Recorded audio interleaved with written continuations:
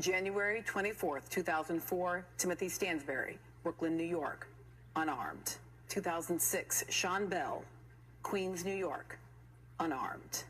January 29th, 2010, Aaron Campbell, Portland, Oregon, unarmed. 2014, Eric Garner, Staten Island, New York, unarmed. The rant I will be presenting today pertains to the rampage abuse of power by police officers who are otherwise trained to uphold the law and protect American citizens. Now, what is police abuse power? To some people, when police abuse their power, it may not mean much at all and seem very distant, which is only read about in the newspaper, seen on TV, or viewed on the internet. But to others, especially those who have been directly impacted by such abuses, it can be a dramatic and life-changing event resulting in permanent damage both physically and psychologically, as well as mistrust with the police officers.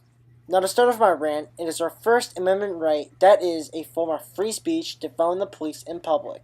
But yet, as many times, citizens are ordered by law enforcement that they do not have the right to phone the police at the site of a possible crime scene.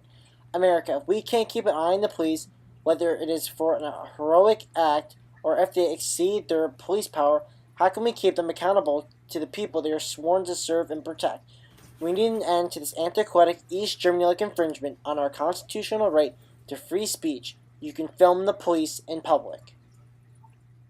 Almost every day in America, in some part of this country, police exceed their authority, which in many instances result in brutally to law-abiding citizens.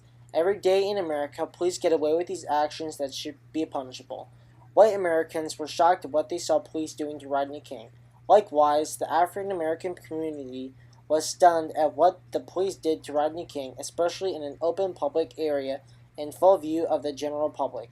There's a similar Rodney King occurrence every day in this country, which sadly is happening more frequently and continues to remain unchecked. African Americans have known this legal practice has existed for a long time, as such practices happen often in less affluent neighborhoods. Everything those cops did to Rodney King happens to other communities around this country, but the only difference is that there are no videotapes running to verify these horrible abuses of power. We hear stories of people say they were beaten, thrown to the ground, or abused. However, since there are no recordings, people always side with the police and assume that individuals are exaggerating what happened to them. Even though there are no videotapes, these police officers did in fact do these discipline acts, and they have gotten away with it. They know their assault and battery will not be reported to their superiors, and in some instances, these police departments just turn their heads and ignore the complaints. Their department will allow them to commit and not hold the officers accountable. These officers do it because they can. They do it because they know they'll get away with it. None of the good police officers will cross the line and report the bad officers for fear of being disciplined. The lack of action by police departments means that none of them will ever be criminally charged and face jail time or being suspended from the police force. If a police department does, by some miracle and by some chance, discipline anyone for what happened without any videotapes being used as support for the abuse of power, I will rewrite my mistaken presumption that police officers who abuse their power are disciplined to the fullest extent of the law.